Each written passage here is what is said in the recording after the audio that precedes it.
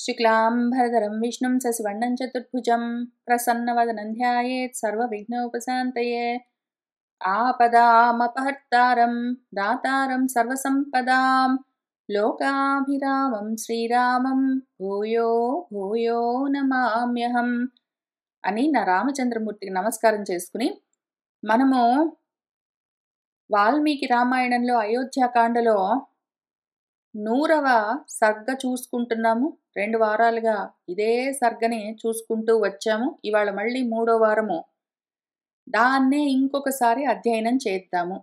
రామ పరబ్రహ్మం చేస్తూ ఉన్న ఉపదేశము, రామగీత మనకిది. కాబట్టి ఆయన చేస్తూ ఉన్న భగవద్గీతోపదేశాన్ని మనం జాగ్రత్తగా అర్థం చేసుకోవలసి ఉంది. కాబట్టి మళ్ళీ ఇంకొకసారి ప్రయత్నం చేద్దాము. రామచంద్రమూర్తి చెప్తున్నారు, మామూలు విషయం కాదు. రామచంద్రమూర్తి రాజా రాముడై ఉన్నారు. రాజు 2 రకాలుగా ఉంటారు అని మనం చెప్పుకున్నాము. ఒకటి 2 వారాల కింద చెప్పుకున్నాము. జనరల్గా రాజు కింగ్, భరతుడు రాజు అయితే ఎట్లా రాజ్యపాలన చేయాలి అని కథాపరంగా చెప్పుకున్నాం. దాన్ని ఒక పని అయిపోయింది. పోయిన వారము 2 రకాల రాజుల్లో, అంటే ప్రతివాడు రాజ్యపాలన చేసేవాడు ఉండడు, రాజ్యపాలకులకు మాత్రమే ఆయన ఆ చాప్టర్ చెప్తూ ఉన్నాడు, ఈ సర్గ చెప్తూ ఉన్నాడు అంటే మనకు ఉపయోగం ఉండదు. ఆయన అందుకోసము కొంతమందికి మాత్రం పనికొచ్చే విధంగా ఎందుకు చెప్తారు, అందరికీ పనికి రావాలని చెప్తారు ఆయన, అందరూ బాగుపడాలని. కాబట్టి మనము అందరి కోసం పోయిన వారం చెప్పుకున్నాము. ఎట్లా అంటే రజోగుణంతో ఉన్నవాడు రాజు, రజోగుణంతో ఉన్న వాళ్ళు కర్మలు చేస్తూ ఉంటారు. వాళ్ళు కర్మలను ధర్మంగా చిత్తశుద్ధి కోసం ఎట్లా చేయవలసి ఉంటుంది అని చెప్పుకున్నాము. దాన్ని ధర్మ జిజ్ఞాస అన్న పేరుతో వ్యవహరిస్తారు. మనం చెప్పుకుంటూ వచ్చినవన్నీ ధర్మ జిజ్ఞాస కలిగిన వాళ్ళు కర్మలను ధర్మంగా ఎట్లా చెయ్యాలి అని తెలుసుకుని ఆచరించాలని కోరుకుంటున్న వాళ్ళ కోసము చెప్పుకున్నాము.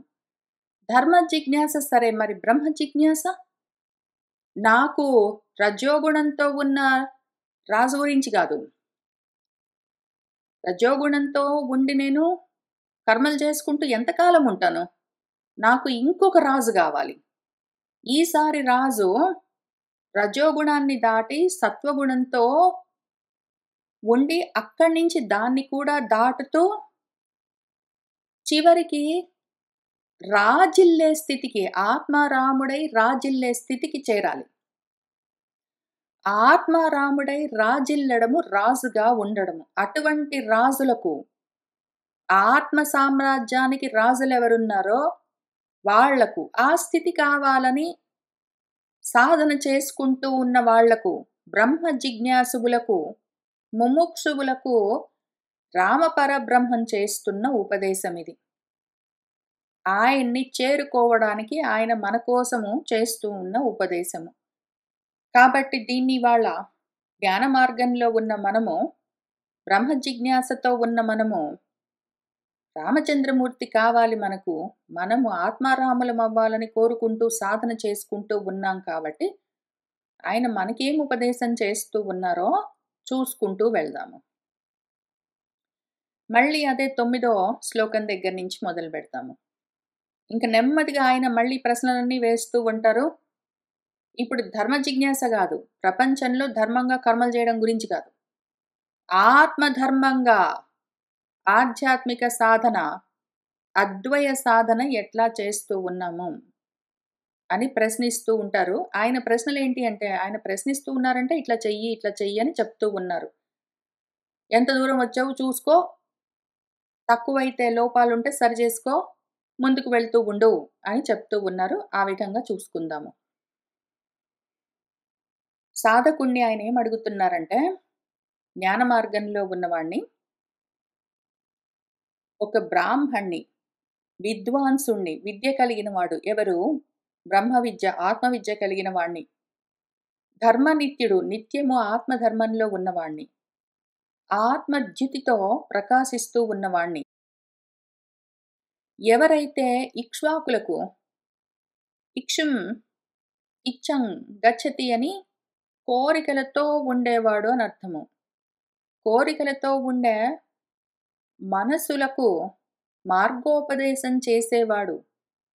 వాడి దగ్గరికి ఉపసమీపే వెళ్ళి కూర్చుని ఉపనిషత్తుల్లోని విషయాలను వాడు నేర్పిస్తూ ఉంటే నేర్చుకునేందుకు మనము సిద్ధంగా ఉన్నామా? ఆ పని మొదలుపెట్టామా? తాత, బాబు అని మనల్ని పలకరిస్తూ ఉన్నారు గురువుగారు. నాయనా, అటువంటి ఒక ఉపాధ్యాయుణ్ణి చూసి ఆత్మజ్ఞానం కలిగిన ఆచార్యుడి దగ్గరికి వెళ్ళి పూజిస్తున్నావా? వాడిని సేవిస్తున్నావా? ఆయన చెప్తూ ఉన్న విద్యను గ్రహిస్తూ ఉన్నావా? ఇంత మాత్రం లేకపోతే ఇంక తర్వాత ఆయన మన రామపరబ్రహ్మం చెప్తున్న విషయాలు ఇంక మనం ఏమి చేయడానికి ఉండదు. కనీసం మనము ఇక్కడి నుంచైనా మొదలుపెట్టాలి. ఎవరైనా ఒక ఆచార్యుణ్ణి చేరి ఆచరించడం మొదలుపెట్టావా? ఆత్మజ్ఞానాన్ని సేవించడం మొదలుపెట్టావా? నీ చుట్టూ అంతా కుశలమే కదా! అంతా మైత్రీభావంతో సువాసనలతోనే ఉన్నది గదా! అంతా సుఖము, ఆనందంతోటే నిండి ఉన్నది గదా! అశాంతులతో, దుఃఖాలతో, తాపాలతో ఉన్న మనసు, ద్వేషాలతో ఉన్న మనసు ఏదీ సాధించలేదు. నీ మనోబుద్ధి అహంకారాలు, దేహాలు, చిత్తాలన్నీ సుముఖంగా ఉన్నాయి గదా! కుశలతతో కర్మలు చేస్తూ ఉన్నాయి కదా! సుఖంగా, శాంతిగా, ఆనందంగా ఉన్నాయి గదా! లేకపోతే ముందు ఇది సాధించు. నువ్వు కావాలంటే గురువుగారి దగ్గరికెళ్ళి కూర్చోవచ్చు గానీ, నీ మనస్సులో అశాంతి ఉన్నది అంటే నువ్వేమి సాధించలేవు. కాబట్టి మనసుకి శాంతి నేర్పించు. ఆ తర్వాత నువ్వు వినయ సంపద కలిగి కులము, ఇంద్రియ గ్రామమంతా వాడి వశంలో ఉండి బాగా చదువుకుని అసూయ లేక అన్నింటినీ జాగ్రత్తగా, శ్రద్ధగా దర్శనం చేయగలిగిన నీ పురానికి హితాన్ని కోరుకునే వాణ్ణి సత్కరిస్తూ ఉన్నావు కదూ! నువ్వు ఆచార్యుణ్ణి చేరావు.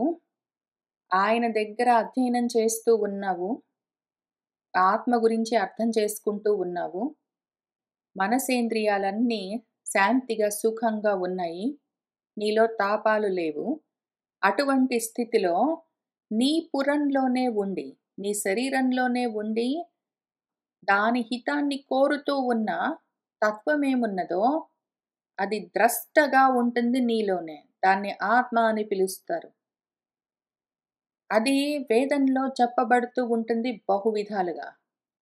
దాన్ని చూసుకుంటూ ఉన్నావా?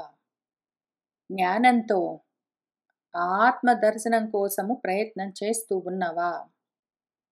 అందుకోసము ఆ దర్శనం చేయించేవాడు, నీ బాగు కోరేవాడు, నీ మేలు కోరేవాడు నీ దగ్గరగా ఉన్నాడా? వాడు చెప్పిన మాటను నువ్వు గ్రహిస్తూ ఉన్నావా? నీ అగ్ని గురించి, అగ్ని అన్నదానికి అర్థమే ఊర్ధ్వదిక్కుగా గచ్చతి అని, పైకి ప్రయాణం చేసేది అని. నీ ఊర్ధ్వగతుల గురించి ఆ కాలంలో, కాలంతో పాటుగా కర్మలు చేస్తూనే నీ ఆత్మోద్ధరణ కోసము చేయవలసిన విధి ఏమి? నీ ఆత్మ కోసం నువ్వు చేయవలసిన సాధన ఏమి అని చెప్పేవాడు నీకు దగ్గరగా ఉన్నాడా? నువ్వు వాడు చెప్తూ ఉన్న మాట వింటూ ఉన్నావా? నీ చుట్టూ ఇటువంటి వాళ్ళు లేకపోతే, నీ చుట్టూ ఉన్నవాళ్ళు అజ్ఞానులు, ఆత్మజ్ఞానం లేనివాళ్ళు, కర్మల్లోనే ఉండేవాళ్ళు, దుఃఖాలతో, తాపాలతో ఉన్నవాళ్ళైతే నీ సాధన మందంగా సాగుతుంది. ఇటువంటివన్నీ నీ చుట్టూ ఉండేట్టు ప్రయత్నం మీద చూసుకుంటూ ఉన్నావా? దేవతలను, పితరులను, గురువులను, వృద్ధులను, జ్ఞానులను, బ్రాహ్మలను, బ్రహ్మ మార్గంలో ఉన్న వాళ్ళను, వేదం చదువుకున్న వాళ్ళను అందరినీ అభిమానిస్తూ ఉన్నావా? వాళ్ళ పట్ల ఈర్ష్య, అసూయలతో ఉన్నావా? వాళ్ళు నీకన్నా కొంచెం ఎక్కువ చదువుకున్నారు. వాళ్ళకి తొందరగా గబగబా అర్థమైతుంది. వాళ్ళు నీకు సరిగ్గా ఏమి చెప్పట్లేదు. వాళ్ళకన్నా నీకే ఎక్కువ తెలుసు. ఈ రకంగా రకరకాల ఆలోచనలు లేకుండా నీ చుట్టూ అదే మార్గంలో ఉండి నీకన్నా ముందు, నీతో పాటు, నీ వెనకాల ప్రయాణం చేస్తూ ఉన్న వాళ్ళని అభిమానిస్తూ ఉన్నావు గదూ! వాళ్ళు నా వాళ్ళు అని అనుకుంటూ ఉన్నావు గదూ! ఆ తర్వాత ముఖ్యంగా ఉపాధ్యాయులను పెట్టుకున్నావా? ఎవరి దగ్గర నువ్వు ఆత్మజ్ఞానాన్ని అధ్యయనం చేస్తున్నావో వాళ్ళలో కొన్ని లక్షణాలుండాలి. ముఖ్యంగా వాళ్ళు సుధన్ములై ఉండాలి. ధనస్సు అంటే మనస్సెప్పుడైనా. ఆ మనస్సుని వాళ్ళు సుష్టుగా ధరించి ఉన్నారా? మనస్సుని నియంత్రించిన వాళ్ళేనా? కాక ధర్మాన్ని ధరించి ఉన్నారా? ఆత్మధర్మాన్ని ధరించి ఉన్నారా? ఆత్మధర్మంతో మనసుని ధరించి ఉన్నారా? లేదా వాళ్ళ మనసు వాళ్ళ మాట వినకుండా వాళ్ళు ఏంటేంటో ఆలోచిస్తూ, విసుక్కుంటూ, వాళ్ళకి తెలిసి తెలియక, ప్రమాణాలు చూపక, నీకొకవేళ వాళ్ళు చదువు చెప్పినా అది ఫలించదు. వాళ్ళు ధర్మంగా ఉండాలి. వాళ్ళ మనసేంద్రియాలు వాళ్ళ వశమై ఉండాలి.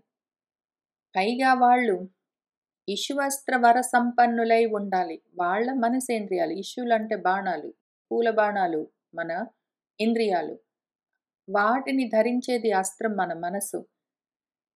మనసేంద్రియాలు సంపన్నమై ఉన్నాయా? వృద్ధి చెందుతూ ఉన్నాయా జ్ఞానంతో?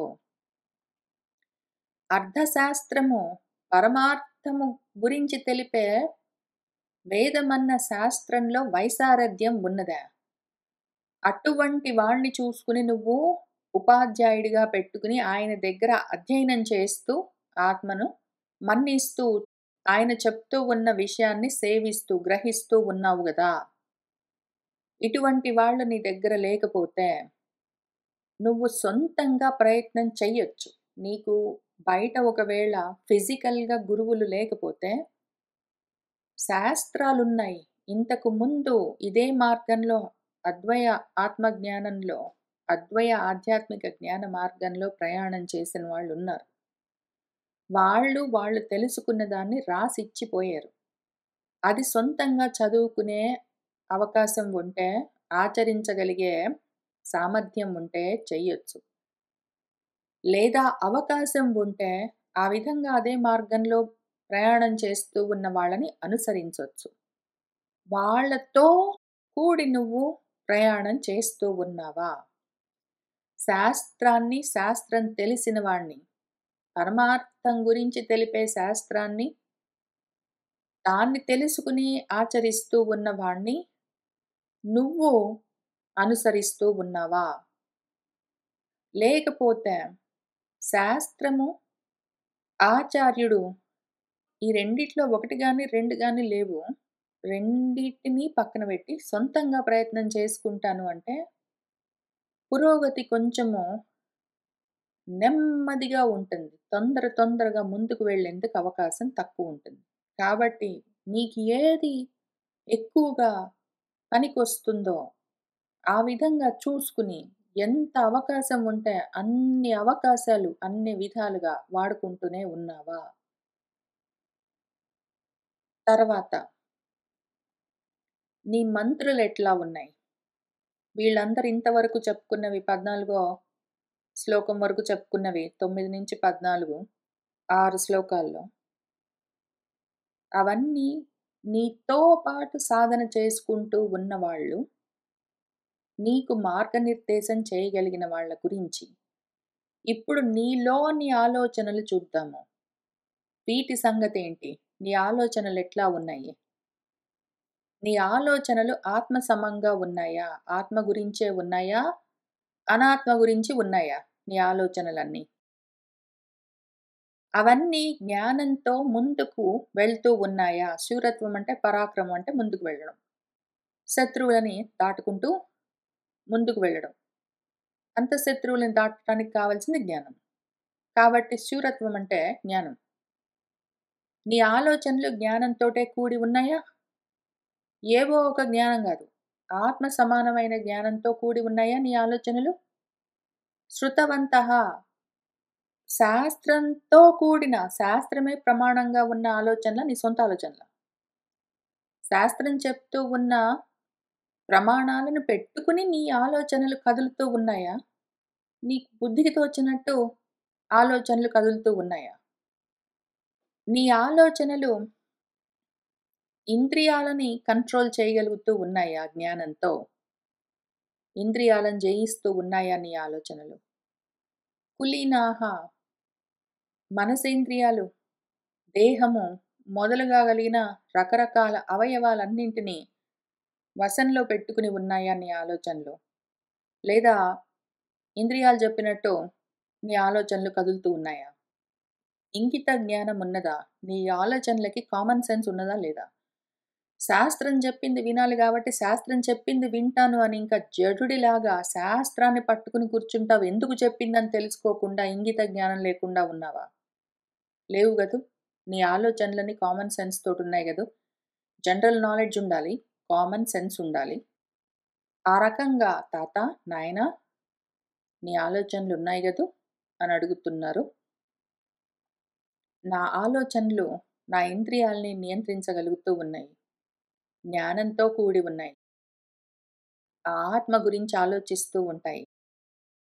కామన్ సెన్స్‌తో క్రిటికల్‌గా, అనలిటికల్‌గా ఆలోచిస్తూ ఉంటాయి.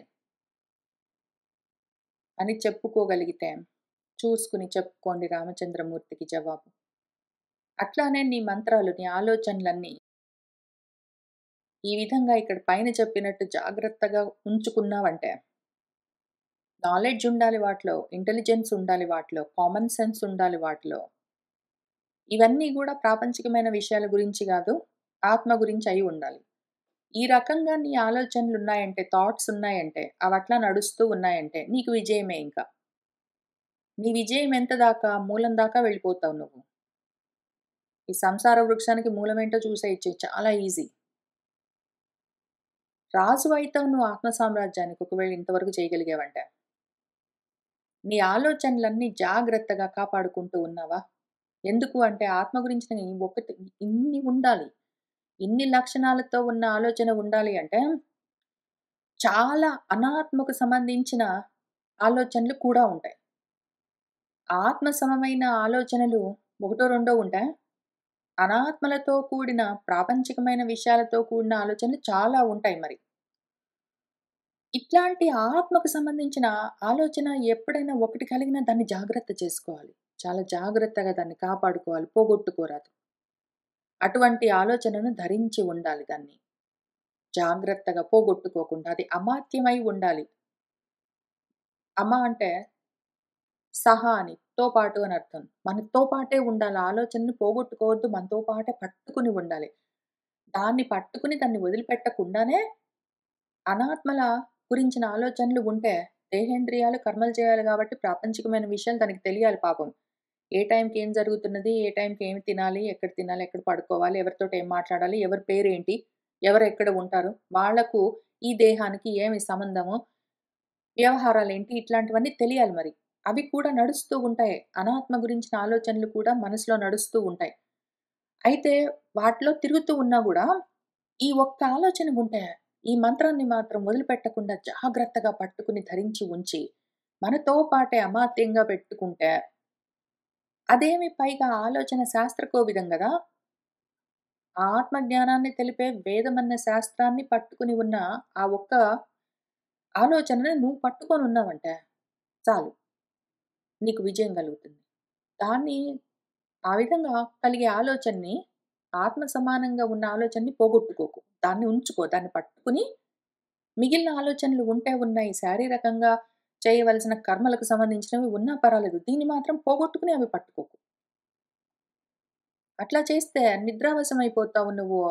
ఆదమరిచి ఉంటావు. ప్రమత్తతలోకెళ్తావు. ప్రమాదమే మృత్యువు. ఎప్పుడూ ప్రబుద్ధుడిగానే ఉండాలి నువ్వు. మేల్కొని ఉండాలి. ఆత్మ మార్గంలో నువ్వు బ్రహ్మ మార్గంలో ప్రయాణిస్తున్న సమయంలో అప్పుడప్పుడు నీలో ఆత్మ గురించిన ఎరుక కలుగుతూ ఉంటుంది. దాన్ని వదిలిపెట్టకుండా పట్టుకోవాలి. రాత్రిలోకి కాకుండా అపరరాత్రిలోకి తెల్లవారుతూ ఉన్న వేకువజాములోకి వెళ్తూ ఉండాలి నీ మనసు చీకట్లోకి గాదు. అటువంటి ప్రయోజనానికి కావలసిన నైపుణ్యం నీలో ఉండాలి. దాన్ని ఆలోచించుకుండాలి. నాకిదిగో ఈ ఆలోచన ఉన్నది దీన్ని పోగొట్టుకోకుండా ఉండాలి అని జాగ్రత్తగా దాన్ని కాపాడుకునే నైపుణ్యం ఉండాలి. నిద్రపోయావనుకో, అలసత్వం చూపించావనుకో, ఆదమరచి ఉన్నావనుకో, ఎప్పుడైనా ఇట్లా తళుక్కున మెరిసే ఆత్మ గురించిన ఆలోచన కరిగిపోయిందనుకో, చాలా అనర్థం కలుగుతుంది. ఇప్పుడు నువ్వు చేసే ఆలోచనలు ఎట్లా చేస్తూ ఉన్నావు, ఏదో ఒక్క ఆలోచన చేస్తావు. ఇంక దాన్నే గట్టిగా పట్టుకొని కూర్చుంటావు. లేదా ఇంక ఎన్నెన్నో ఆలోచనలన్నీ చేసుకుంటావు. ఏది సరిగ్గా ఇంప్లిమెంట్ చెయ్యవు. ఈ రకంగా ఏమైనా చేస్తున్నావా?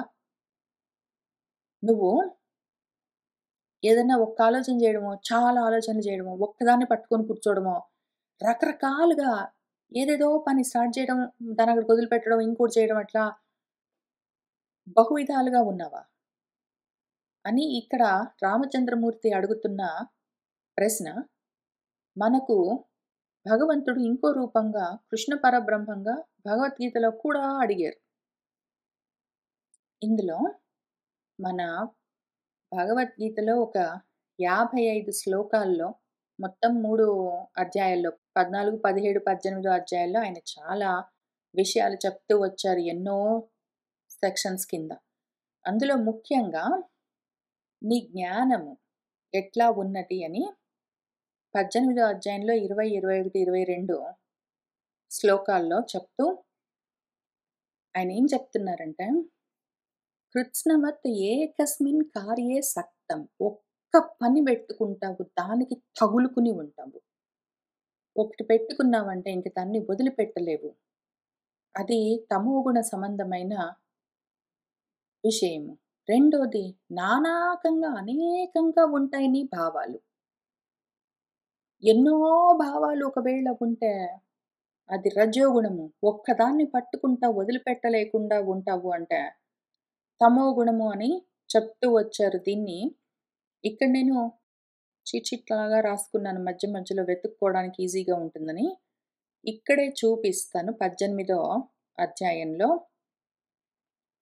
ఆయనేం చెప్తున్నారంటే, అంతటా ఏకంగా చూడ్డం వేరు. ఇక్కడ అంత దూరం రాలేదు గదా వీళ్ళు. వాళ్ళ గుణాలను చూస్తున్నారాయన. వాళ్ళ గుణం ఎక్కడుంది అని. నానా భావాలతో ఉంటే, రకరకాల ఆలోచనలతోటి ఉంటే అది రాజసికం. ఏదైనా ఏకస్మిన్ ఒక్కటి పట్టుకునే కృత్స్నం ఇంకా దాని మీద ఫోకస్ ఒకటి పట్టుకుంటే ఇంకా సప్తము దాన్ని వదిలిపెట్టలేక ఉంటే అది తామసికమైన ఆలోచన అని చెప్తున్నారు. నీకు ఆ విధంగా తామసికమైన ఆలోచన ఒకటి చేసావంటే ఇంక దాన్ని వదిలిపెట్టకుండా అట్లనే మొండిగా పట్టుకొని ఉంటున్నావా? లేదా అనేకంగా ఏవేవో ఆలోచనలన్నీ చేస్తున్నావా? ఈ 2 చేయడానికి వీల్లేదు.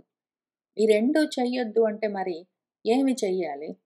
ఏదైనా ఒక్కటి పట్టుకుంటావు. ఇంక దాన్నే పట్టిందే పట్టు. ఇంక దాన్ని వదిలిపెట్టకుండా ఉంటావు. లేదా నానాకంగా ఏవేవో ఆలోచిస్తుంటావు గాదు.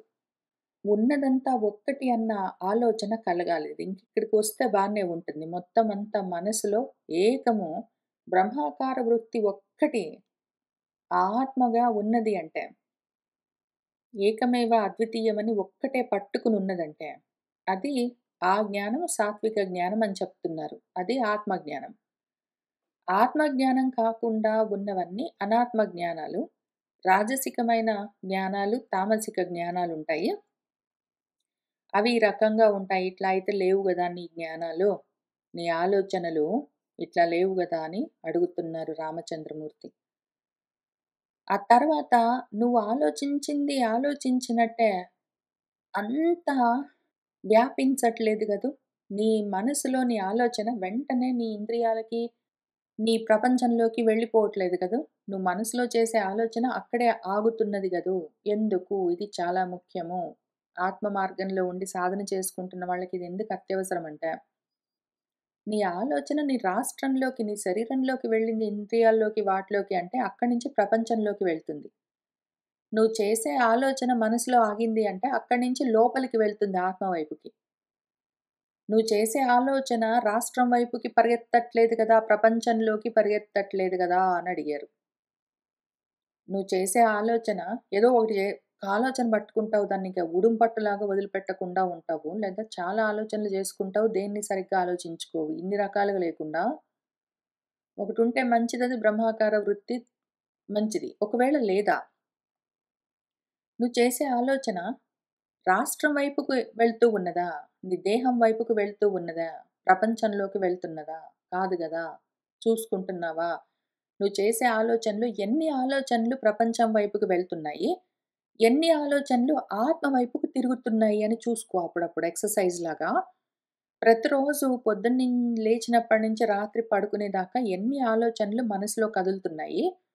అందులో ఏ ఆలోచన ఆత్మ వైపుకు తిరిగి ఉంటున్నది? ఏ ఆలోచన ప్రపంచం వైపుకు తిరుగుతున్నది? ఎన్ని అటున్నాయి? ఎన్ని ఇటున్నాయి? అని చూసుకో. చూసుకొని కనీసం ఒక్క ఆలోచనైనా సరే ఆత్మ వైపుకు తిరిగి ఉన్నది అంటే దాన్ని వదిలిపెట్టకుండా పట్టుకో. నెమ్మదిగా మిగిలిన ఆలోచనలు అటు తిరుగుతూ ఉంటాయి. నీ సాధన ముందుకు వెళ్తూ ఉంటాయి. అట్లానే ఏదైనా తక్కువ ప్రయాసతో చాలా గొప్ప లాభం కలిగేదేదైనా ఉంటే, దాన్ని నిర్ణయించుకుని వెంటనే చేస్తూ ఉన్నావు గదూ! కాలయాపన చెయ్యట్లేదు గదా! దీర్ఘసూత్రివై లేవు గదూ! అని అడుగుతూ ఉన్నారు. ఇది మళ్ళీ ఇక్కడ మన భగవంతుడు ఇందులో కూడా అడిగారు. ఇక్కడ తమోగుణ సంబంధమది. వాడు అలసత్వంతో ఉంటాడు. దీర్ఘ సూత్రాలు ఏదైనా ఆలోచించుకుంటే తర్వాత చేద్దాంలే అని పోస్ట్‌పోన్ చేస్తూ ఉంటాడు వాడు. ఆ రకంగా చేస్తే అది తమోగుణ సంబంధము. ఎవరైతే కోరికలతో చేస్తూ ఉంటారో ఏదైనా కర్మ, అటువంటి వాడు రాజసికమైన కర్మలు చేసేవాడు. తామసికమైన, రాజసికమైన కర్మలు కాదు గానీ, ఎవరైతే కర్మలను ఆ కర్మలతో సంబంధం లేకుండా చేస్తాడో అటువంటి కర్త సాత్విక కర్త అని చెప్తూ ఉన్నారు. ఇందులో కూడా మళ్ళీ కొంత లాభం జూసుకుని, చాలా ఎక్కువ ప్రయాసపడి చేసేది తామసికమైన వృత్తి. అతత్వార్థవత్ అల్పం ఫలం. వచ్చే అర్థం గూడా అతత్వార్థం. తత్వార్థం గూడా ఉండదు. పరమార్థం లేదు, ఏం లేదు. ప్రాపంచికమైన ఏవో అర్థాలుంటాయి. అవి గూడా అల్పంగా ఉంటాయి. అటువంటి కర్మలను పట్టుకొని వాటికి తగులుకుని కర్మలు జేసేవాడెవడుంటాడో, వాడి జ్ఞానం అంతంత మాత్రంగా ఉంటుంది. అయితే ఎవరైతే రకరకాలుగా ఆలోచిస్తాడు, ఎన్నెన్నో కర్మలు చేసుకుంటూ పోతాడు అంటే, వాడు రజోగుణంతోటుంటాడు. వాడు ఒక్కటి బెట్టుకుంటాడు. అంతా ఉన్నది ఒకటే. దాన్ని సాధిస్తాను అని ఆత్మ సాధన కోసం ప్రయత్నం చేసేవాడు. ఇన్ని వేరుగా లేవు, ఉన్నది ఒకటే. ఈ ఇద్దరికీ రజోగుణంతో, తమోగుణంతో ఉన్న వీళ్ళిద్దరూ భేదం చూస్తూ ఉంటారు. మన సత్వగుణంతో ఉన్నవాడు భేదం చూడడు. వాడు అభేదం చూస్తూ ఉంటాడు. దాన్నొక్కదాన్ని సాధించుకుంటూ ఉంటాడు. వాడు సత్వంలో ఉంటాడు. వీళ్ళిద్దరూ రజో, తమో గుణాల్లో ఉన్నవాళ్ళు భేదాలు చూస్తుంటారు. సర్వభూతేషు పృథగ్భావంతో ఉంటారు వాళ్ళు. వీడు రకరకాలుగా ఆలోచిస్తుంటాడు. ఏవేవో సాధిస్తుంటాడు. వీడు ఓటి పట్టుకున్నాడంటే వదిలిపెట్టలేడు. కానీ లాభం మాత్రం అల్పంగా ఉంటుంది ఈ రెండిటికి. అయితే సాత్వికంగా ఉన్న వాళ్ళకి లాభం ఏంటంటే, ప్రయత్నం ఏం చేస్తున్నాం మనము? ఎంత మాత్రం ప్రయత్నం చేస్తున్నాం? కూర్చొని రామాయణం చదువుకుంటాం, భారతం చదువుతాం, భారతం చదువుతాం ఇట్లాంటివి చదువుకుని, అందులో చెప్పింది జాగ్రత్తగా ఆలోచించి, పాటించుకుంటూ మనము నెమ్మదిగా ఆచరించుకుంటూ వస్తాము. బయట ప్రాపంచికమైన కర్మలేమి వదిలిపెట్టకుండా వాటిని శరీరం చేస్తూ ఉంటే చూస్తూ, ఆ శరీరాన్ని, ఆ ఉపాధిని దానిని హింసించకుండా వాడుకుంటూనే ఆత్మ సాధన కోసం ప్రయత్నం చేస్తున్నాం. మనం నిజంగా పెట్టే పెట్టుబడి ఎంత? నిజంగా గూడా మనం పెట్టే పెట్టుబడి ఎంత? ప్రతిరోజు మనము ఈ ఆత్మ సాధన కోసం ఎంత కాలం వెచ్చిస్తున్నాము?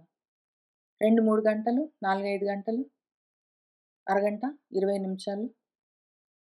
ఇంత మాత్రానికే ఈ అల్పమైన, స్వల్పమైన పెట్టుబడికే ఎంత గొప్ప మహోదయం కలుగుతూ ఉన్నది మనకు.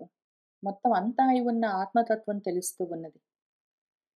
ఇటువంటిదొకటున్నది అని నిర్ణయించుకుని, బాగా విచారించి, నిశ్చయించుకుని, ఆ అర్థం కావాలి నాకు, ఆ పరమార్థం కావాలి అని నిర్ణయించుకున్న తర్వాత, వెంటనే చేస్తూ ఉన్నావా? అంటే ఇప్పుడు గాదులే, రిటైర్మెంట్ అయ్యాక చేస్తాను, ఈ పనులయిపోయినాక చేస్తాను, ఇంకేవో అడ్డం వచ్చాయి, అవేవో ఉన్నాయి, అవయినాక చేస్తాను, అబ్బా! ఇప్పుడు నిద్రొస్తుంది తర్వాత చేస్తాను, ఆరోగ్యం బాలేదు తర్వాత చేస్తాను, ఇట్లాంటివన్నీ ఆలోచించుకుంటూ పోస్ట్‌పోన్ చేస్తున్నావా? కొంత మాత్రం నువ్వు పెట్టుబడి పెట్టావంటే, కొంత నీ సమయం వెచ్చించి, కొంత ఫోకస్ చేసి నువ్వు ట్రై చేస్తే ఎంత గొప్ప లాభమున్నది నీకు, ఆత్మలాభం కలుగుతూ ఉన్నదే. ఆ అర్థం కావాలి నాకని నిర్ణయించుకున్నాక ఇంకా జాగు చేయకుండా వెంటనే ప్రారంభించి చేస్తూ పోతే ఎంత లాభమో. ఈ విషయంలో నువ్వు తర్వాత చేద్దాం అని దాటేసుకుంటూ రావట్లేదు కదా!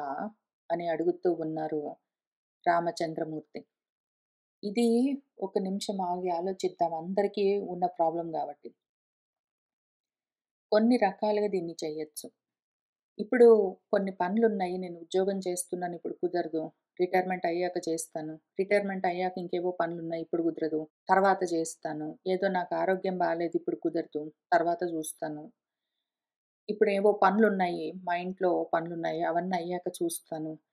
అని కర్మలన్నీ అయిన తర్వాత వచ్చి నేనప్పుడు చదువుకుంటాను అంటే అదసలు జరగదు. దానికసలు జీరో పాసిబిలిటీస్. ఎందుకు అంటే కర్మలాగాయి అంటే కాలం ఆగిపోతుంది. జన్మ అయిపోతుందింక.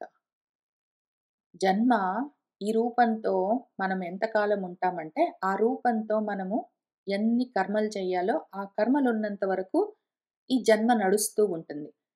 కర్మలు లేకుండా పోయిన తర్వాత నేనొచ్చి చదువుకుంటా అంటే అసలు ఆ జన్మ ఉండదు. ఆ రూపం, శరీరం ఉండదింక వచ్చి చదువుకోవడానికి.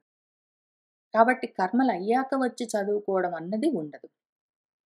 రెండోది కర్మలని పాజ్ చేసి కొన్ని రోజులు ఒక 40 రోజులు, 15 రోజులు, 2 వారాలు, ఒక సంవత్సరం అని కొన్ని రోజులు బలవంతంగా పనులాపి, వచ్చి ఏదో చదువుకొని, మళ్ళీ వెళ్లి కర్మలు చేసుకుందామంటే కూడా కుదరదు. ఎందుకంటే 5 రోజుల్లో, 10 రోజుల్లో, ఒక సంవత్సరంలో, ఒక 10 ఏళ్లలో జరిగేది గాదిది. జీవితాంతం చివరి దాకా ఆ జీవన్ముక్త స్థితి బతికుండగానే కలిగేంత వరకు మనము దీన్ని సాధన చేస్తూ ఉండాలి. కాబట్టి కర్మలు పాజ్ చేసొచ్చి టెంపరరీగా చదువుకుందామన్నా కుదరదు. కర్మలు ఆగిపోతే నేను ఫుల్ టైమ్ వస్తానంటే మనం అసలు చచ్చేపోతాం, ఉండము. ఈ 2 పనిచేయవు గానీ, మూడో ఆప్షన్ ఒకటున్నది. కర్మలు చేస్తూనే ఆగకుండా చదువుకుంటూ ఉండాలి. కర్మలు కర్మల తీరున నడుస్తూనే ఉంటాయి. ఉద్యోగాలు ఉండొచ్చు, రిటైర్మెంట్‌లవ్వచ్చు, ఇల్లు, వాకిళ్ళు కొనుక్కోవడాలు, కట్టుకోవడాలు, తిప్పుకోవడాలు, తిరగడాలుండొచ్చు, కాళ్ళు, చేతులు విరగొచ్చు, ఆరోగ్యాలు చెడిపోవచ్చు, పెళ్ళిళ్ళుండొచ్చు, తద్దినాలుండొచ్చు, ఏమైనా ఉండొచ్చు. జీవితము నడుస్తూ ఉంటుంది. Life happens. Life happens. అది జరుగుతూ ఉండగానే వాటితో పాటే చదువుకోవడం అన్నది ఎట్లా అని ఎవరికి వాళ్ళు ఆలోచించుకుని వెంటనే మొదలుపెట్టి ఆపకుండా కర్మలెట్లా ఆగవో అట్లానే స్వాధ్యాయం కూడా ఆపకుండా చేసుకుంటూ రావాలి. కర్మలు ఆగిన తర్వాత చేస్తాను. కర్మలు కొన్ని రోజులు ఆపి ఇది చేసి మళ్ళీ వెనక్కి వెళ్తాను అని 2 ఆప్షన్స్ దీనికి పనిచేయవు. పైగా వేరే పనులున్నాయి కాబట్టి ఎక్కడెక్కడ మధ్య మధ్యలో పనులొచ్చాయో అవి చూసుకొని మళ్ళీ వచ్చి చదువుకుంటాను. మళ్ళీ కొంచెం వేరే పనులు చూసుకుంటాను. మళ్ళీ వచ్చి చదువుకుంటాను అని అనుకుంటే నిరంతరం సాగవలసిన అధ్యయనము మధ్య మధ్యలో బ్రేక్స్ ఉండడం వల్ల ఖాళీలు ఏర్పడతాయి. గ్యాప్స్ ఉంటాయి. ఆ నాలెడ్జ్‌లో ఛిద్రాలు, రంధ్రాలు ఏర్పడతాయి. అప్పుడేమవుతుందంటే ఇవాళ వింటారు, రేపు వినరు, ఎల్లుండి వింటారు, అవతల ఎల్లుండి రారు, తర్వాత 2 రోజులొస్తారు, 3 రోజులు రారు. కొంచెం ముందొస్తారు, కొంచెం లేట్‌గొస్తారు, లేతే అవకాశం ఉంటే యూట్యూబ్‌లో వింటారు, లేకపోతే అది గూడా వినరు. మిగిలిందంతా అప్పుడేం జరుగుతుంది దీనివల్ల జరిగే పెద్ద అనర్థము మనసు ఊరుకోదు. దానికి నాలెడ్జ్ కంప్లీట్‌గా లేదు. ఛిద్రంగా, ఖండఖండాలుగా, భాగాలుగా, ముక్కలు ముక్కలుగా, రంధ్రాలతో ఉన్నది గాబట్టి అక్కడక్కడ వింటాం, అక్కడక్కడ వింటాం, అక్కడక్కడ వింటాము. మధ్యలో గ్యాప్స్ ఉండేసరికి మనసేం చేస్తుంది, అది సొంతంగా ఫిల్ ఇన్ ద బ్లాంక్స్ చేస్తుంది. అదేం చేస్తుంది ఇన్ఫర్మేషన్‌ని దానిష్టమొచ్చిన ఆలోచనలతోటి నింపుతుంది. దానితో యదార్థం లేకుండా మనము నెమ్మదిగా బిల్డింగ్ చేసుకుంటూ వెళ్తాం. మనము దాటుకుంటూ లాంగ్ జంప్స్ వేస్తూ, హాపింగ్, జంపింగ్, స్కిప్పింగ్ చేస్తూ పోము. మనము ఇటుక పైన ఇటుక, ఇటుక పక్కన ఇటుక పెడుతూ కట్టుకుంటూ వెళ్తాం. మధ్య మధ్యలో ఒక్కొక్క ఇటుక మిస్ అయిందనుకోండి, ఆ ఖాళీలుంటాయి. పైన మీరు ఇంక బిల్డింగ్ కట్టినా గూడా అది కూలిపోతుంది నిలబడదు. చాలా అనర్థం కలుగుతుంది. అర్థం అవ్వడం పక్కన పెట్టి, అనర్థం ఎక్కువ కలుగుతుంది దానివల్ల. కాబట్టి ఏం చెయ్యాలంటే, కొంత ప్రయత్నము ఎంత చేస్తున్నావు నువ్వు? నువ్వు చేయవలసిన కర్మలైతే ఆపట్లేదు గదా! ఆ కర్మలు చేస్తూనే జ్ఞానం కోసమని నువ్వు ఎంతో కొంత సమయం ప్రతిరోజు వెచ్చించి కంటిన్యూయస్‌గా ఎట్లా ఉండాలి మన పతంజలి మహర్షి ఎట్లా చెప్పారు? ఆజ్యధారవత్తుండాలది నిరంతరము ఉండాలి. దీర్ఘకాలం ఉండాలి, నిరంతరము ఉండాలి అని 2 ముఖ్యమైన విషయాలు చెప్పారాయన. దీర్ఘకాలం ఉండాలి. కొన్ని రోజులు చదువుకొని మళ్ళీ వెనక్కెళ్ళి నా పనిలో నేను పడతాను అంటే కుదరదు. నిరంతరము ఉండాలి. ఇవాళ చదువుతాను, రేపు రాను, ఎల్లుండొస్తాను, 3 రోజులు ఎగ్గొడతాను, తర్వాత ఎప్పుడో వస్తాను, లేట్‌గొస్తాను, ముందెళ్తాను గాదు. నిరంతరము గ్యాప్ లేకుండా ఉండాలి. దీర్ఘకాలం ఉండాలి. ఎంత కాలము అంటే ఇందాక మనుస్మృతిలో చూసుకున్నట్టు దాన్ని సాధించిన దాకా ఉండాలి. సాధించేదేది మహోదయాన్ని సాధించబోతున్నాం మనం మామూలు విషయం గాదు. కొంత పెట్టుబడితో ఇంత లాభం ఉంటుంది అంటే దాని గురించి ఆ అర్థం జూసుకొని ఎంత ప్రయోజనం ఉంది అని చూసి ఆలోచన చేసుకున్నాక వెంటనే ప్రారంభించి మధ్య మధ్యలో బ్రేకులు లేకుండా దాన్ని నిరంతరము కంటిన్యూ చేస్తే ఎంత లాభం ఉంటుంది. ఇవన్నీ చేయకుండా తర్వాత చేద్దాంలే అని నువ్వు దాటేయట్లేదు కదూ రాఘవా! రఘు అంటే వేగమని అర్థము. వేగంగా కర్మలు చేస్తూ ఈ కాల భ్రమణంలో తిరుగుతూ ఉన్న ఓ సాధకుడా! జాగు చేయట్లేదు గదూ! దీన్ని ఇగ్నోర్ చేసి అశ్రద్ధ చెయ్యట్లేదు కదూ అని అడుగుతున్నారు. ఎవరికి వాళ్ళు ఆలోచించుకోండి. మహోదయం కావాలి, పరమార్థం కావాలి అంటే ఇంత మాత్రం పెట్టుబడైనా తప్పనిసరిగా ఇన్వెస్ట్ చేయవలసి ఉంటుంది. ఎవరికి వాళ్ళు చేసుకోవలసిన ఉపకారం ఇది. తర్వాత ఏం చెప్తున్నారంటే రామచంద్రమూర్తి, నువ్వు చేస్తున్న ఈ ఆలోచనలు, ఇంకా ఆలోచనల గురించే అడుగుతున్నారాయన. ఆలోచనల గురించే మాట్లాడుతున్నారు. నువ్వు చేస్తున్న ఆలోచనలు జరుగుతూ ఉంటేనో, జరిగిన తర్వాతనో నీ ప్రపంచంలోకి వెళ్తూ ఉన్నాయి కదా! నువ్వు చేస్తున్న ఆలోచన వెంటనే ప్రపంచంలోకి పరిగెత్తట్లేదు గదా! ఎందుకిది చాలా ముఖ్యము? ఎందుకు అంటే, నువ్వు ఆధ్యాత్మిక సాధన మార్గంలో ఉంటాను అని నిర్ణయించుకున్నావనుకో. ఆ ఆలోచన కలిగిందనుకో. నువ్వు ఆధ్యాత్మిక సాధన చేస్తూ ఉన్నావు. నేనింక ఇవాల్టి నుంచి సాధన చేసుకుంటున్నాను అని అనుకున్నారనుకోండి. ఆలోచనొచ్చిందనుకోండి. వెంటనే వాళ్ళకి, వీళ్ళకి చెప్పడం. వాళ్ళతో, వీళ్ళతో దీని గురించి డిస్కస్ చేయడం. పెద్ద హడావిడి చేయడం. అన్ని చోట్ల దీని గురించి పోస్టింగ్‌లు, మెసేజ్‌లన్నీ పెట్టడం. ఇవన్నీ చేసుకుంటూ వెళ్తే ఏం జరుగుతుంది? ఈ ప్రాపగాండా మీద, పబ్లిసిటీ మీద ఫోకస్ ఉంటుంది. లోపల ఆల్రెడీ ఆలోచన బయటికి ప్రపంచంలోకి వెళ్ళిపోయింది కాబట్టి, అది వెనక్కి తిరిగి ఆత్మ వైపుకి వెళ్ళేందుకు అవకాశం ఉండదు. అది ఆల్రెడీ ఇటు తిరిగేసింది. ప్రపంచం వైపుకి తిరిగిపోయింది. ఆల్రెడీ ఇటు సైడ్ తిరిగేసింది. మళ్ళీ అది అటు వెళ్ళదింక. కాబట్టి చాలా వ్యర్థమైపోతుందది. ఊరికే అనర్థం.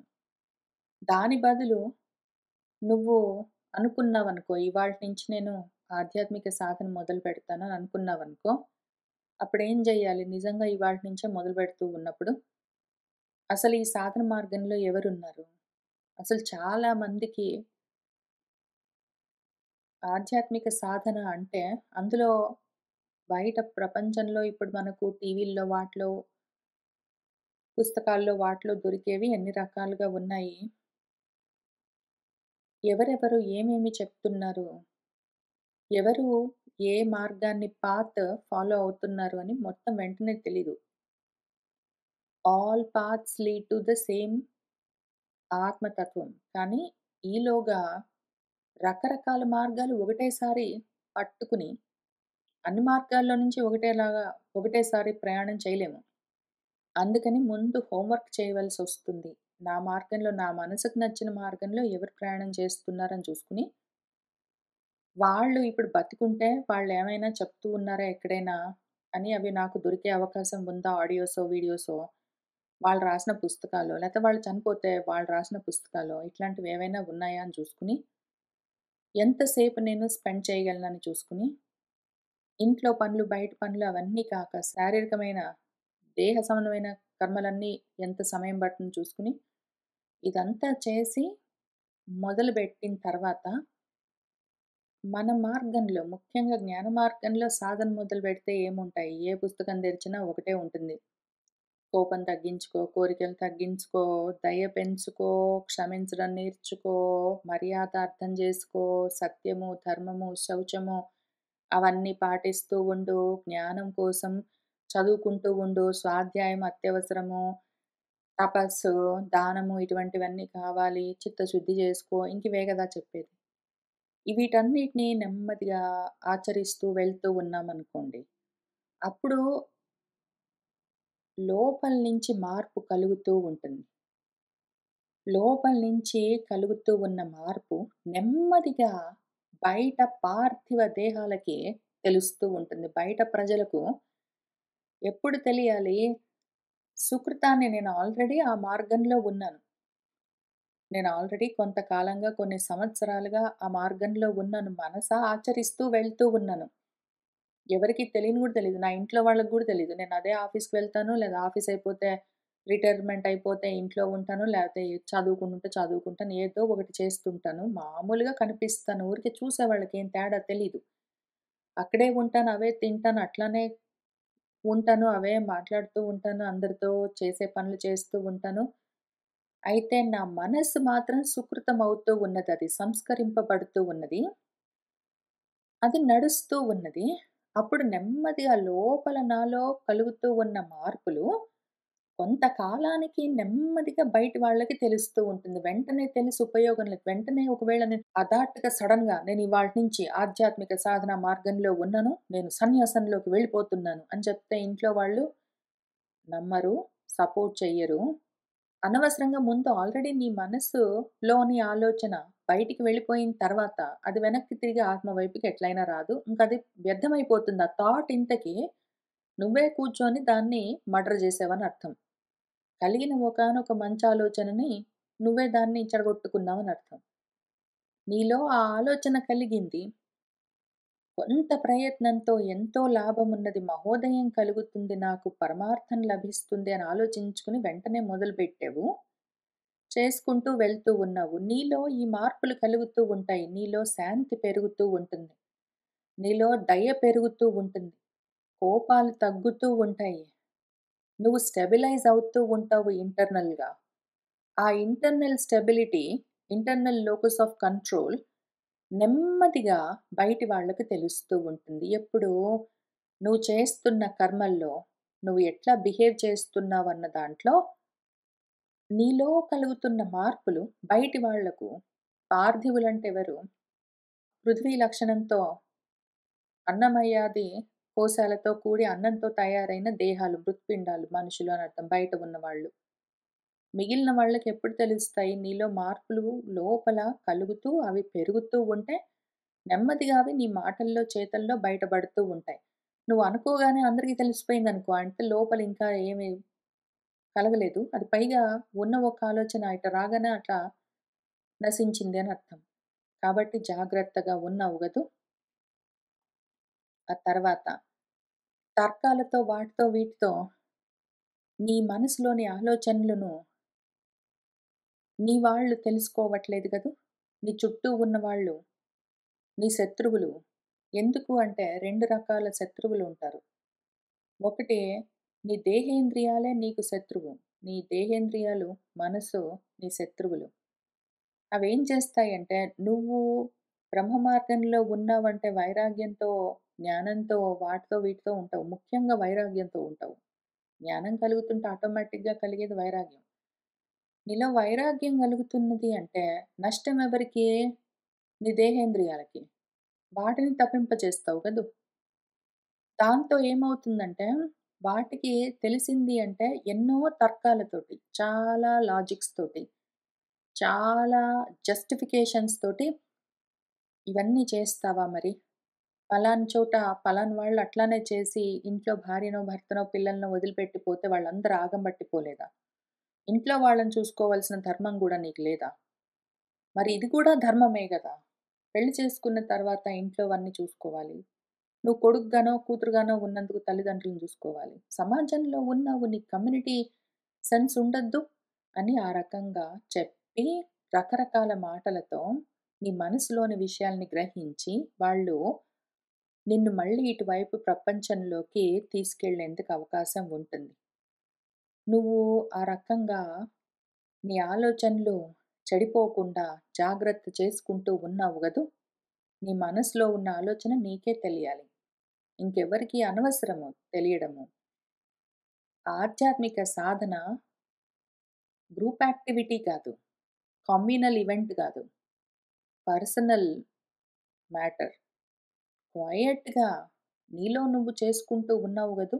ఈ సాధన. ఆ తర్వాత నీ చుట్టూ చాలా మంది ఉండొచ్చు. మూర్ఖులు. మూర్ఖులెవరు? అనాత్మల్లో తిరిగేవాళ్ళు. ఆత్మలతో సంబంధం లేకుండా ఉన్నవాళ్ళు. ఆత్మ గురించంటే ఆత్మ అంటే వాళ్ళకి శరీరాన్ని చూపిస్తారు. దేహాత్మ భావనతో ఉంటారు వాళ్ళు. ఇంద్రియలోలులై ఉంటారు. జనరల్‌గా ఉంటారు. మామూలు మనుషులు వాళ్ళు. వాళ్ళు మంచనలేము, చెడనలేము వాళ్ళట్లా ఉంటారు. ఆత్మ సాధన మార్గంలో ఉండరు వాళ్ళు. రామం కావాలని కోరుకోరు. రాముడు కావాలి, రాముడి పటం గావాలి, ఆయన విగ్రహం గావాలని కోరుకుంటారు గానీ, రామం కావాలని కోరుకోరు. ఆత్మారామత్వం కోసం కాదు గదా! వాళ్ళు చేసే ప్రయత్నము. ఈ మూర్ఖులు చాలా మంది ఉండొచ్చు. ప్రపంచంలో ఆత్మజ్ఞానం లేని మూర్ఖులు చాలా మంది ఉండొచ్చు. వాళ్ళందరూ నా స్నేహితులు, నా బంధువులు ఇంతమంది నాకున్నారు, అంతమంది నాకున్నారు అని నువ్వు అందరిని నీ చుట్టూ పెట్టుకొని తిరిగావంటే, వాళ్ళతో పాటు కలిసి తింటూ, తిరుగుతూ, వాళ్ళతో ఆలోచిస్తూ ఉన్నావంటే, నీ ఆలోచనలు గూడా అటువైపే ఉంటాయి. నీలో ఎప్పుడైనా ఒక్కటైనా ఆత్మపరంగా ఆలోచన కలిగితే, అది కూడా ఎక్కువ సేపు నిలబడదు. నువ్వు జాగ్రత్త చేసుకోలేవు అటువంటి హడావిడిలో. నువ్వు ఇంతమందిని నీ చుట్టూ పెట్టుకోవడం గాదు. ఆత్మజ్ఞానం లేని, దాని గురించి ఆలోచన లేని, సాధన లేని వాళ్ళని చాలా మందిని నీ చుట్టూ పెట్టుకోవడం గాదు. తగ్గించుకో. ఒక్కడైనా సరే పండితుడు, ఈ విషయంలో పండిపోయిన వాడెవడైనా ఉంటే, పండాహా అని పిలుస్తారు. ఒక్క పండితుడిని ఈ మార్గంలో ఉన్నవాడిని చూసుకో. అటువంటి వాడు నీకు నీ అర్థము, నీ పరమార్థం ఎప్పుడైనా నువ్వు దారి తప్పిపోయే ప్రమాదం ఉంటే, నీ శ్రేయస్సు కోరి నీకు మంచి చెప్తాడు. నీకు మహోపకారం చేస్తాడు. అటువంటి వాళ్ళు నీ దగ్గర ఒక్కళ్ళైనా ఉన్నారు గదా! చూసుకో నువ్వు. నీ చుట్టుపక్కల ఒక్కళ్ళైనా సరే ఎందుకంటే ఎటువంటి వాడికైనా సరే విశ్వామిత్రుడికి గూడా ఒకానొక సమయం వస్తుంది జారిపోతారు. అట్లాంటప్పుడు నువ్వు జారిపోతున్నావో అని చెప్పేందుకు నీ దగ్గరలో నీ కోసము, నీ హితం కోరేవాడు ఒక్కడున్నాడా? చాలా మంది ఉండి ఉపయోగం లేదు. అసలు చాలా మందిని నువ్వు పెట్టుకోవద్దు. చాలా మందితో కలిసి ఉందామని అసలు ప్రయత్నం చెయ్యొద్దు. ఒక్కళ్ళుండాలి నీతో పాటు వాళ్ళు మూర్ఖులు కాదు పండితులై ఉండాలి. ఆ రకంగానే మెయింటైన్ చెయ్యి. చాలా మందిని పెట్టుకుంటే నువ్వు ఆత్మ మార్గంలో, బ్రహ్మ మార్గంలో ప్రయాణం చెయ్యలేవు అని చెప్తున్నారు. ఈ విషయం గురించి మన మనుస్మృతిలో ఇంకా విస్తారంగా శ్లోకాలుంటాయి కొన్ని. అక్కడికొచ్చినప్పుడు చూసుకుందాం. ఇప్పట్లో కాదు. ఇంక కొన్ని అధ్యాయాలు గడవాలి. కానీ అక్కడికొచ్చినప్పుడు చూద్దాం. ఎందుకంటే, మళ్ళీ మనకు వానప్రస్థాశ్రమము, సన్యాసాశ్రమాలు గూడా ఉన్నాయి. అక్కడికొచ్చినప్పుడు మళ్ళీ ఇవన్నీ చూసుకుంటాము. ఇప్పటికైతే రామచంద్రమూర్తి ముఖ్యంగా ఇక్కడ మన కోసం హెచ్చరిక చేస్తున్నారు. చాలా మందిని పెట్టుకోకు నువ్వు.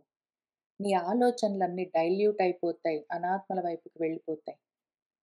ఒక్కడిని పండితుడిని పెట్టుకో. నీకెంతో శ్రేయస్కరము అని చెప్తున్నారు. చాలా మంది మూర్ఖులను పెట్టుకొని కూర్చున్నావంటే, నాకింతమంది, నా వాళ్ళు ఇంతమంది, నా వాళ్ళు అంతమంది అని చెప్పుకుంటూ కూర్చున్నావంటే, వాళ్ళందరి వల్ల ఆత్మజ్ఞానం లేని వాళ్ళు, అసలు సాధన మార్గంలో లేని వాళ్ళు, ప్రపంచంలో ఉంటారు. కర్మలు చేసుకుంటూ ఉంటారు. అటువంటి వాళ్ళలో నీకు సహాయం ఉండదు. వాళ్ళు ఆత్మ మార్గంలో ప్రయాణం చేయరు గాబట్టి, నీకు వాళ్ళేమి సహాయం చెయ్యలేరు పాపము. నీకు చాలా మంది ఉండిండొచ్చు. ఎంతోమంది ఫ్రెండ్స్ ఉండిండొచ్చు. ఆఫీస్‌లో కోవర్కర్స్ ఉండిండొచ్చు. ఇంట్లో వాళ్ళు, బయట వాళ్ళు, బంధువులు, స్నేహితులు, చుట్టాలు అందరూ ఉండిండొచ్చు. వాళ్ళందరూ ఒకవేళ ఆత్మ మార్గంలో లేకపోతే, వాళ్ళందరిలో నువ్వు ఎంత తిరిగినా గూడా, వాళ్ళు అనాత్మ ప్రపంచం వైపే ఉంటారు గాబట్టి, నిన్ను కూడా అటువైపే తీసుకెళ్ళగలరు. ఈ చదువు మొదలుపెట్టుకుంటాను ఎప్పుడైతే ఆలోచనొచ్చిందో, అప్పుడు కొంచెం ఉద్యోగాన్ని తగ్గించుకుని, ఇంతకుముందు చాలా ఎక్కువగా పని చేయవలసొచ్చేది. దాన్ని పార్ట్ టైమ్ చేసుకొనో, లేతే పై పొజిషన్స్‌లో ఉంటే దాన్ని స్టెప్ డౌన్ చేసి, స్టెప్ బ్యాక్ చేసి తక్కువ పొజిషన్స్‌లోకి రావడమో, జీతం తక్కువైనా పర్వాలేదు, ఎక్కువగా ఆఫీస్ వర్క్ లేకుండా ఉన్నది, క్వైట్‌గా ఉన్న జాబ్ చూసుకోవడమో, ఇట్లాంటివి చేస్తే వాళ్ళు వద్దని చెప్తారు. అట్లా చెయ్యొద్దు అని చెప్తారు.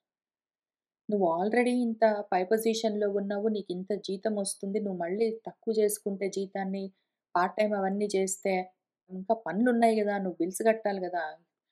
రిటైర్ అయిన తర్వాత కొంచెం నువ్వు శాంతిగా ఉండాలి గదా! డబ్బులు లేకపోతే ఎవరిని అడుక్కుంటావు? ఎవరి మీద ఆధారపడి ఉంటావు? ఇట్లా అన్నీ జెయ్యకు నువ్వు అని వాళ్ళు పాపము మన మంచి కోసం ఆలోచించి మనకు మంచి చెప్తారు. అయితే వాళ్ళు చెప్పే మంచి ప్రాపంచికమైన మంచి. ప్రారబ్ధం ఎట్లా ఉంటే అట్లానే నడుస్తుంది. నా ప్రారబ్ధానుసారంగా నాకు కావలసినయి ఆ సమయానికొస్తాయి.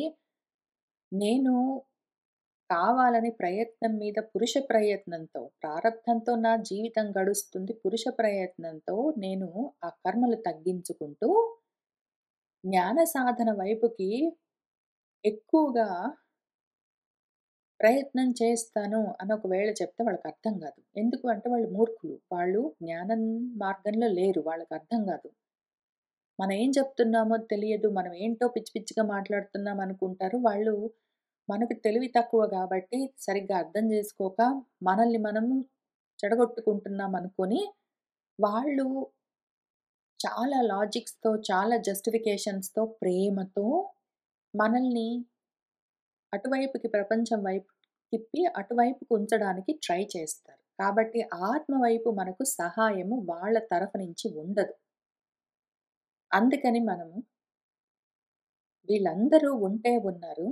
నాకు సపోర్ట్ సిస్టమ్ కనీసం ఒక్కళ్ళైనా సరే పండితులు ఉన్నారా? ఈ ఉన్న వాళ్ళలో గూడా చాలా మంది ఉన్నారంటే మాత్రము, మళ్ళీ నా ఆలోచనలన్నీ వీటి చుట్టూ ఉంటాయి గాబట్టి, అవకాశం ఉన్నంత వరకు బంధాలు కట్ జేసుకుంటూ, అవసరమైనప్పుడు దూరం నుంచి మెయింటైన్ జేస్తూ, తప్పనిసరి అనుకుంటే జనరల్‌గా డైలీ మెయింటెనెన్స్ చేసుకుంటూ, కానీ నా మార్గంలోనే నాతో పాటు నాకన్నా ముందు ప్రయాణం చేస్తున్న వాళ్ళని చూసుకొని, నేను అనుసరిస్తే నాకు ఎంతో సహాయం కలుగుతుంది వాళ్ళ దగ్గర నుంచి. ఆ విధంగా చేస్తూ ఉన్నావా? లేదా? అని అడుగుతున్నారు. ఆ తర్వాత నీ ఆలోచన అమాత్యమై ఉండాలంటే నీతో పాటు ఉండాలి. నీ ఆలోచన ఆత్మ గురించిన ఆలోచన నీతో పాటు ఉండాలి. ఏది చదివినా సరే. రామాయణంలో ఈ 100వ సర్గ చదివినా సరే, అంటే రామచంద్రమూర్తి భరతుడికి రాజుగా ఉండగా నువ్వు ఇవన్నీ చేస్తూనే ఉన్నావు గదా! అని అడిగారు. మంచిది. తర్వాత 101వ సర్గ. అప్పుడు భరతుడు ఏం చేశాడంటే, అని వెళ్ళిపోవట్లేదు గదూ! ఆత్మ గురించిన నీ ఆలోచన నీ దగ్గరగా ఉన్నది. ప్రతిసారి ఎక్కడ ఎవరు ఏది నీకు చెప్తూ ఉన్నా గూడా ఆత్మ గురించే ఆలోచిస్తూ ఉన్నావు గదూ! ఆత్మాలోచనని, బ్రహ్మాకార వృత్తిని వదిలిపెట్టకుండానే నువ్వు ప్రాపంచికమైన విషయాలన్నీ తెలుసుకుంటూ ఉన్నావు గదూ! ఎందుకంటే ఇది చాలా ముఖ్యమైన విషయం మనకు. ఉపనిషత్తులతో సహా ఏదో పురాణాలంటే ఒక రకము. వ్యాసుల వారు పురాణాలు మొత్తము కథలుగా చెప్తారు. వేదాల్లో ఉన్న విషయాల్ని పురాణాల్లో కథలుగా చెప్తారంటే అదొక రకము. అసలు ఏకంగా ఉపనిషత్తులే కథలుగా చెప్తుంటుంది. ఎందుకు అంటే మరేదో ఒక విధంగా చెప్పాల్సొస్తుంది. మాటల్లోనే చెప్పాలి గాబట్టి ఒక సినారియో క్రియేట్ చేసి సినారియోలో పాత్రగా దాన్ని వాడుతూ పదార్థాన్ని ఇస్తుంది. అట్లాంటప్పుడు ఆత్మాలోచన ఎప్పుడూ కదులుతూ ఉండాలి మనకు. ఏది చదువుతూ ఉన్నా ఆత్మ గురించిన ఆలోచన మాత్రం వదిలిపెట్టకుండానే చదువుకుంటూ వెళ్ళాలి. అట్లా ఒక్క ఆలోచనైనా సరే ఉండాలి. అట్లాంటి ఒక్క ఆలోచన ఆత్మ గురించిన ఆలోచన ఒక్కటి ఉండాలి. అది నిరంతరము నాతో పాటు ఉండాలి. అమాత్యం అంటే తో పాటు ఉండాలి. నాతో పాటు ఉండాల ఆత్మ ఆలోచన. ఏది విన్నా, ఏది తిన్నా, కూర్చున్నా, పడుకున్నా, మాట్లాడినా, చదివినా, తెలుసుకున్నా, ఏది చేసినా సరే పానీయంబులు తాగుచున్, కుడుచుచున్ ప్రతి క్షణము ఆత్మాలోచన ఒక్కటి నన్నొదిలిపెట్టకుండా ఉండాలి. ఆ రకంగా ఆ మేధావి, మేధస్సు శ్రద్ధగా బుద్ధిలో ఆలోచన జారకుండా ఉంటే అది శూరం దాటుకుంటూ వెళ్ళొచ్చు మనము ఈ మొత్తము భూనభోంతరాళాలన్నింటిని. ముల్లోకాలని, త్రికాలాలని అన్నింటిని. అటువంటి దక్షత ఉండాలి. ఆ విచక్షణ జ్ఞానం ఉండాలి. ఇటువంటిది ఒక్క ఆలోచన ఉన్నది అంటే ఎంత శ్రేయస్కరం అంటే మహతీ శ్రియం కల్పిస్తుందది మనకి. ఎంతో శ్రేయస్సుని కలిగిస్తుంది ఆ ఒక్క ఆత్మ ఆలోచన బ్రహ్మాకార వృత్తి. దాన్ని జాగ్రత్త చేసుకుంటున్నావు గదూ! దాన్ని పోగొట్టుకోకుండా కాపాడుకుంటున్నావు గదూ! ఆంజనేయ స్వామిని పెంచినట్టు పెంచి దాన్ని ఆత్మజ్ఞానానికి అక్కడి నుంచి పరబ్రహ్మానికి దారి తీసే విధంగా చూసుకుంటున్నావు గదూ! అట్లానే నీ ఆలోచనలు ముఖ్యమైన విషయం గురించి ఎటువంటి ఆలోచన చేయాలి? మధ్య రకం విషయం గురించి ఎటువంటి ఆలోచన చేయాలి? తక్కువ రకం విషయం గురించి ఎటువంటి ఆలోచన చేయాలని చూసుకొని చేస్తున్నావు గదా! ఏదో అన్నం తినాలనుకో, తక్కువ రకం విషయం అది. జఘన్యం అది. పెద్ద విషయం ఏంటి? అంటే ఇవాళ నేనేం చేస్తానంటే పప్పు నానబోసాననుకో, రేపు పొద్దున కల్లా అంటే 4 గంటల కన్నా ఎక్కువగా పెట్టొద్దని చెప్తారు. ఓవర్‌నైట్ ఉంటే పర్వాలేదని చెప్తారు. నేను దీని గురించి ఒక 6, 7 వీడియోస్ చూసాను. అని ఇంత మహత్తుగా ఉన్న ఆలోచన ముఖ్యమా? ఆ పప్పుని నానబోసి, ఎండబోసి, పండబోసి, దాన్ని రుబ్బి, దాన్ని దంచి, నూరి, దాన్ని ఉడికించి, పగలదీసి, దాన్ని ఇంటికి 3 రోజుల తర్వాత ఇడ్లీ చేసుకొని మింగడానికి ఇంత టైము, ఇంత ఆలోచన, ఇంత ఎనర్జీస్ ఇన్వెస్టింగ్ చేయడం అవసరమా? నీ భృత్యులు, నీ శరీరావయవాలు, ఇంద్రియాలు వాటికి అలవాటు చేశామనుకో జనరల్‌గా చాలా తక్కువ రకం పని. అన్నం వండడానికే నువ్వు చాలా కష్టపడి ఆలోచించి చేయవలసిందేముందక్కడ? ఎక్కడ ఏమి తిందాము? ఎక్కడికెళ్ళొద్దాము? ఎంతసేపు పడుకుందాము? టీవీలో ఏమి చూద్దాము?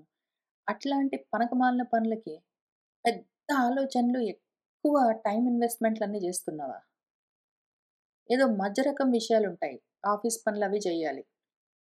మరీ అన్నం తిన్నామా, బాత్రూమ్‌కెళ్ళొచ్చామా, ఆ టైప్‌లో ఆటోమేటిక్‌గా చేస్తే ఒక్కొక్కసారి కుదరదు.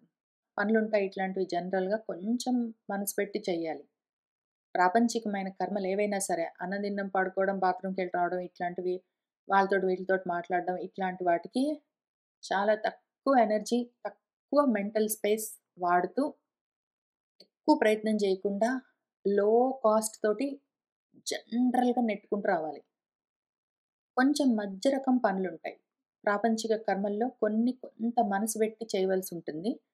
దానికి ఇంకా అదే పనిగా పూర్తిగా ఇన్వెస్ట్ అయ్యి చేయవలసిన అవసరం లేదు. ఎంత అవసరమో అంత. ప్రపంచంలో పనులు మీడియం ఎఫర్ట్ తోటి చేసుకుంటూ ఎళ్ళిపోవాలి. ముఖ్యమైన పనొకటున్నది. ఆత్మ సాధన. ఈ ఆత్మాభ్యాసానికి మాత్రం మహత్సు భృత్యాలు. నా ఆలోచనలు ఇంక దాని గురించే ఎక్స్‌ట్రీమ్‌గా ఇన్వెస్టింగ్ చేయాలి. అది విషయం. దేనికి ఏది చేస్తున్నావో చూసుకొని చేస్తున్నావా? అన్నం తినడానికి, బాత్రూమ్‌కెళ్ళి రావడానికి, వాళ్ళతోటి వీళ్ళతోటి మాట్లాడడానికి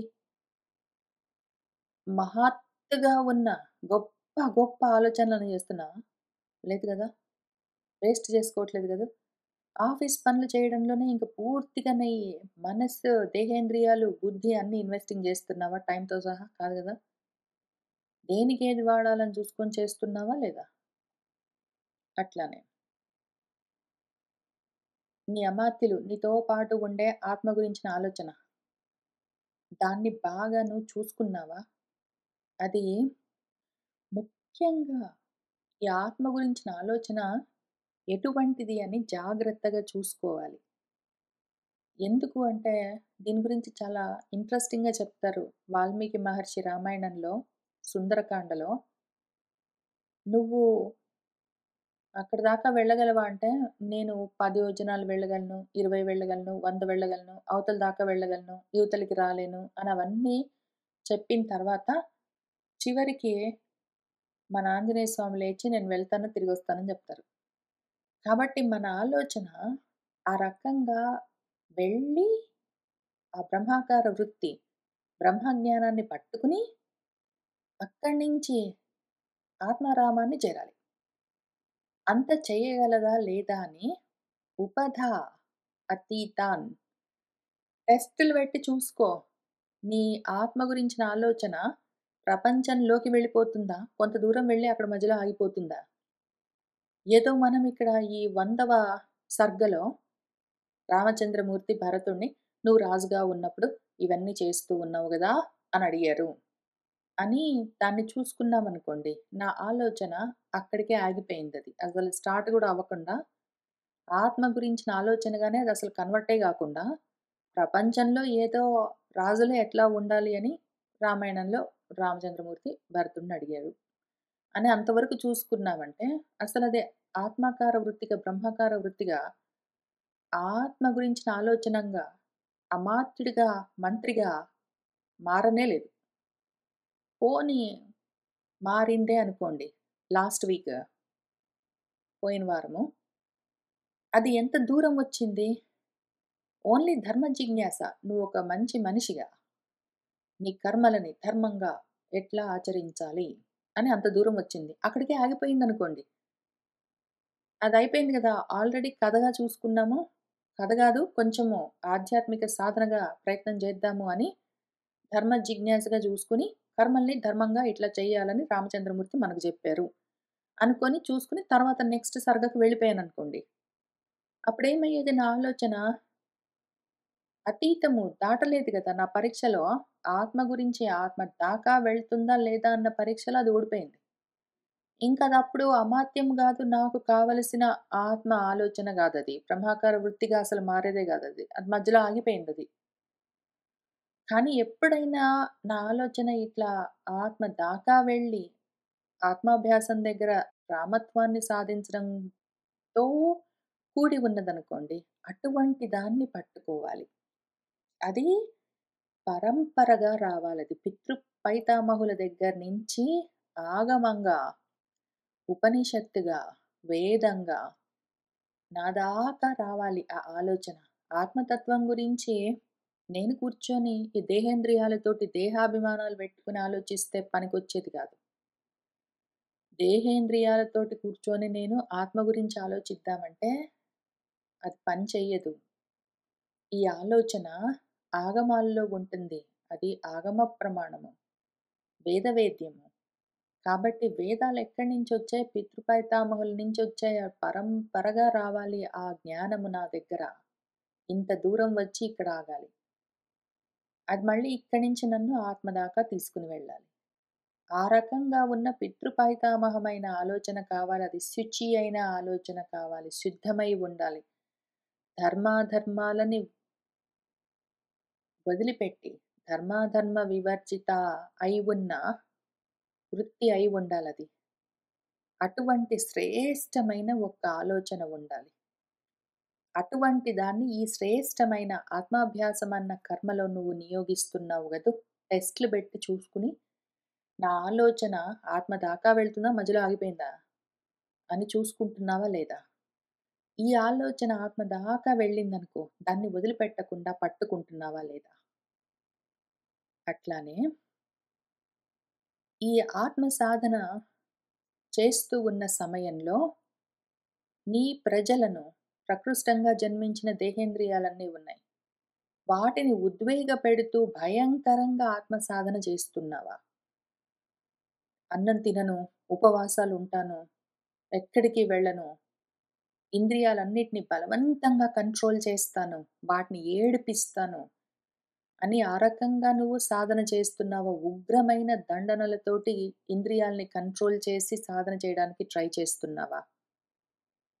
నీ రాష్ట్రము, నీ దేహం మొత్తము బాధపడుతూ ఉంటే గూడా పట్టించుకోకుండా ఉన్నావా? నీ దేహేంద్రియాలు, మనస్సు శుచిగా, సంతోషంగా, సుఖంగా ఉంటేనే గదా నువ్వు సాధన చేయగలిగింది. వాటికి అన్నం బెట్టక, దేహాన్ని ఎండగట్టి, ఇంద్రియాల్ని ఇబ్బంది పెట్టి, మనసుని ఏడిపించి, బలవంతంగా నువ్వు సాధన చేస్తే అది నిలబడుతుందా? అందుకనే కదా చెప్పడం మొదలుపెట్టగానే 10వ శ్లోకంలో నేనేం జెప్పానో, అంతా సుఖంగా, శాంతిగా, సంతోషంగా, ఆనందంగా ఉన్నదా అని ఎందుకు అడిగాను నేను? ఆ సుఖము, శాంతి దేహేంద్రియాలకు, మనోబుద్ధులకు లేకపోతే అవి ఏడుస్తుంటే నువ్వు సాధన చెయ్యలేవు. భయంకరంగా సాధన జేయట్లేదు గదా!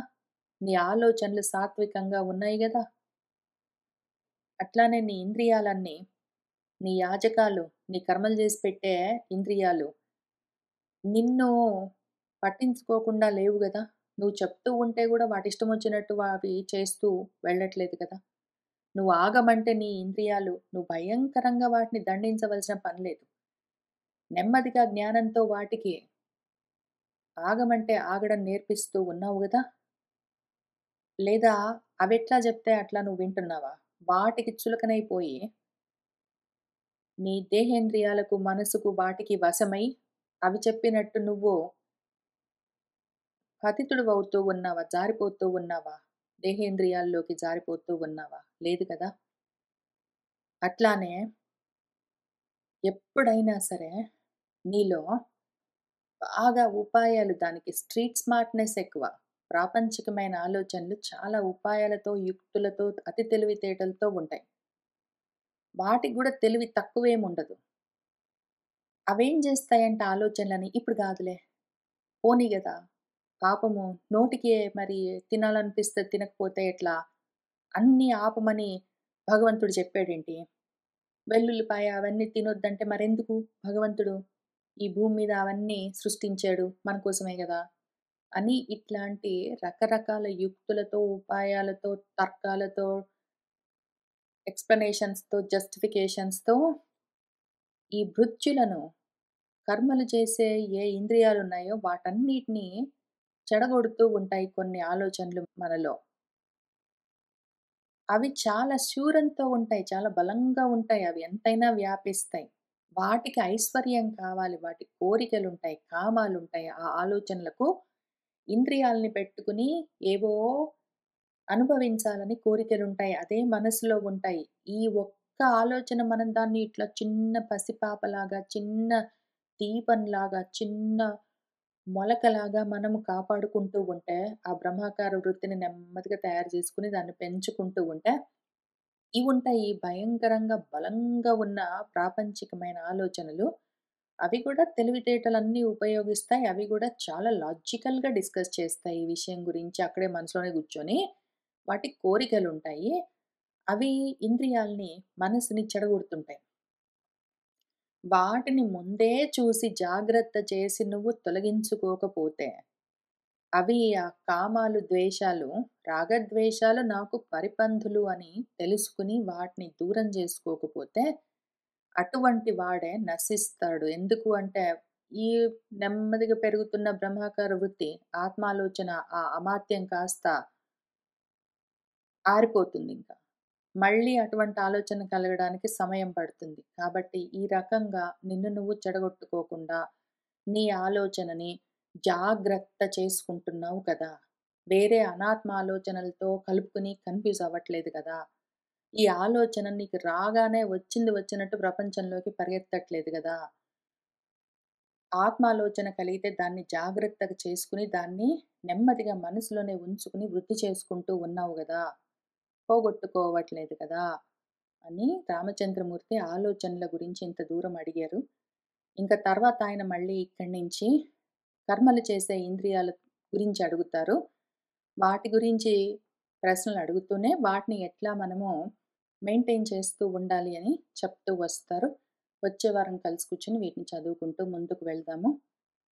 సర్వం శ్రీ సీతారామచంద్ర ప్రభు పాదారవిందార్పణమస్తు.